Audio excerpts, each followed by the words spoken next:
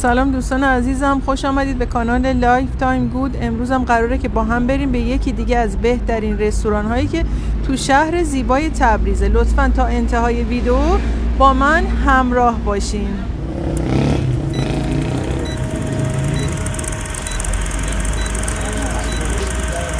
دوستان ببینید اون جلو اونجا چهارراه شهنازه و رستوران کندو.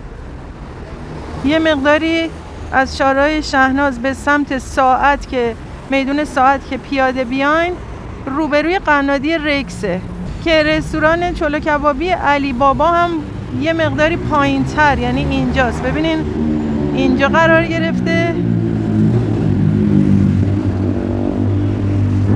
و این رستوران کندو هم که الان من فیلمشو قرار برای شما بگیرم اینجا هستش. دوستان عزیزم امیدوارم که غذاهاتون رو خورده باشین و پای این ویدیو بشینین، چون ممکنه یه وقت خدای نکرده قند خونتون بیفته. حالا بریم با هم ویدیو رو تماشا کنیم. عزیزان نکته که من از این رستوران متوجه شدم مشتری مداریشون هست، مسئولیت کار هستش که هر کدوم در قبال مسئولیتی که بهشون داده شده در رستوران وظیفهشون رو به نحو احسن انجام میدن و میدونن که چجوری باید کارشون رو به نحو احسن انجام بدن، با مشتری‌ها چجوری برخورد کنن و مدیریت بسیار قوی داره و از همه مهمتر کیفیت غذاهاشون هست که واقعا درجه 1 و عالیه.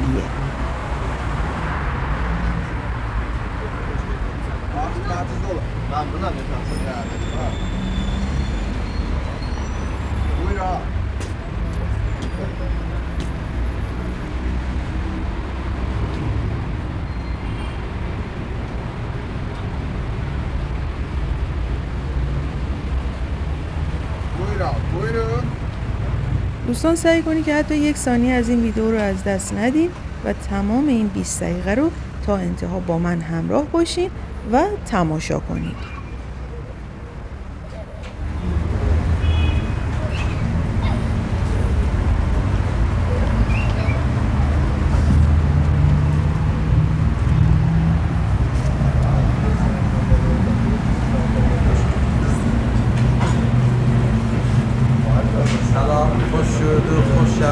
ارزش همشهر تبریز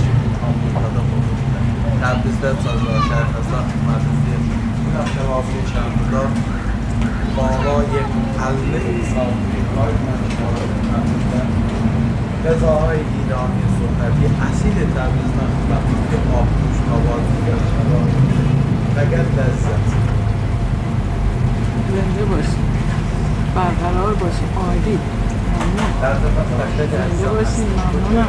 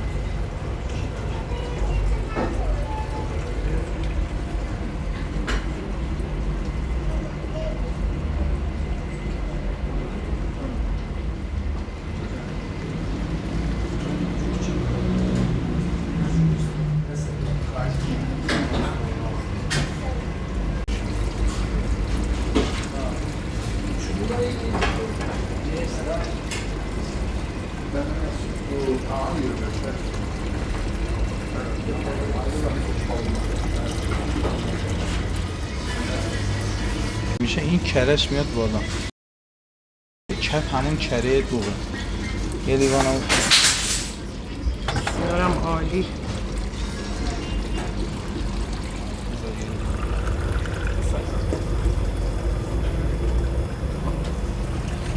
یه دیگه درسته.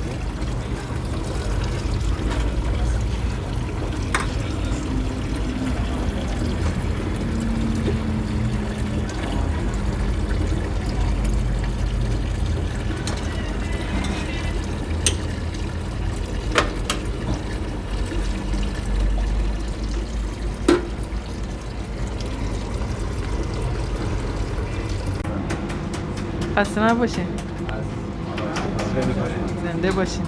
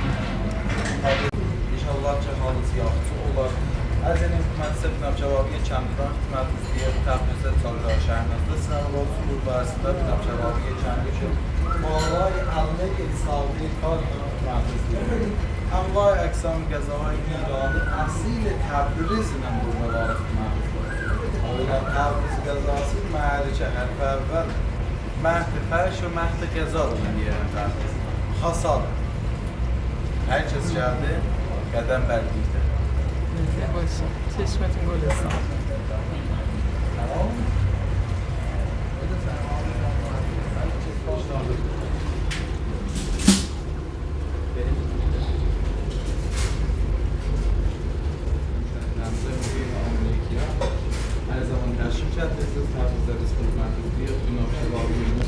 تبریز که صافی چندین ساله باشه و هر اول رو جواب بانسیده تشکیل کرده سال شهرنازه سنم خودتون بارسنده نوچوابی چند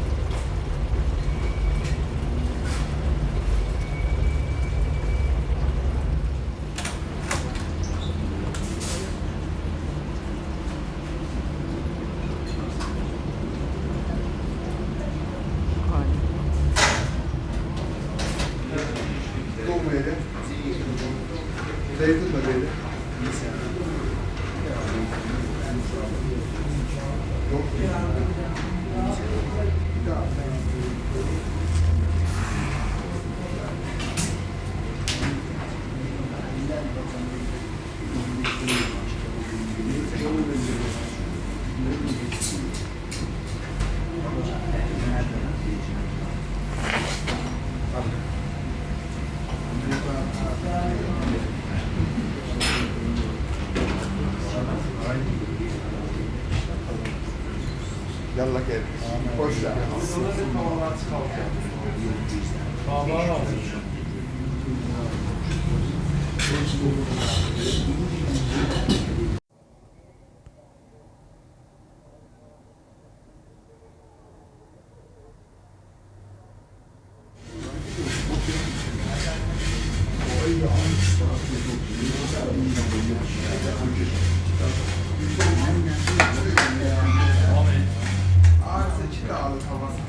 Sağ olun. Sudan açtım.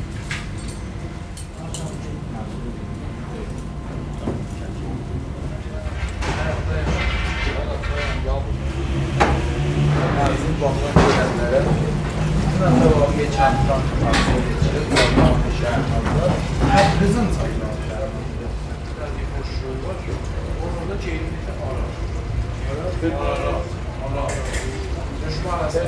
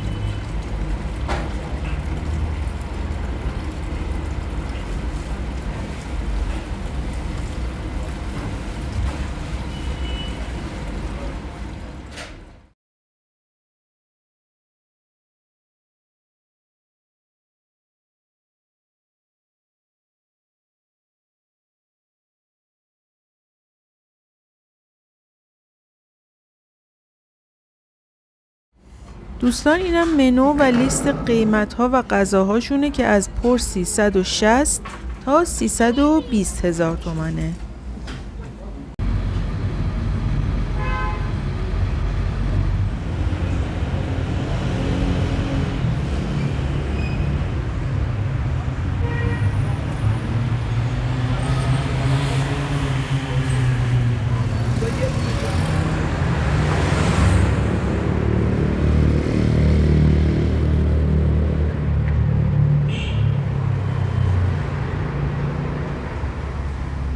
خب دیگه اتوبوس اومد و من سوار اتوبوس شدم و دیگه باید برم به سمت چهارراه آبرسان و برم به خونه.